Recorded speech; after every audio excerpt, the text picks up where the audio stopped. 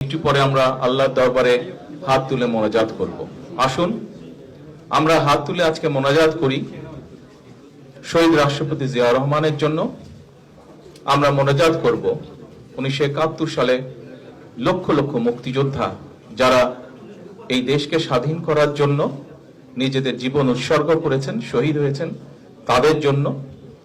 আমরা আসুন দোয়া করি বর্তমানের চলমান যে আন্দোলন, গণতন্ত্র পুনরুদ্ধারের যে আন্দোলন, সে আন্দোলনে বিগত 15 বছরে যে সকল মানুষ শহীদ হয়েছেন, গুম হয়েছেন, হত্যা নির্যাতনের শিকার হয়েছেন, আমাদের বহু নেতাকর্মী, তাদের জন্য আমরা দোয়া করব।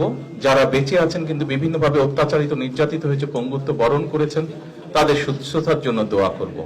সর্বশেষে পরিশেষে আমরা দোয়া করব দেশের সকল মানুষের জন্য, দেশের জন্য, যেন মানুষের মনে এই দেশকে নিয়ে যে আশা, যে আকাঙ্ক্ষা, সেই আশা এবং আকাঙ্ক্ষা বাংলাদেশ জাতীয়তাবাদী দলের নেতৃত্বে প্রতিষ্ঠিত হতে পারে। সেই রহমত চেয়ে আমরা আল্লাহর কাছে দোয়া চাই।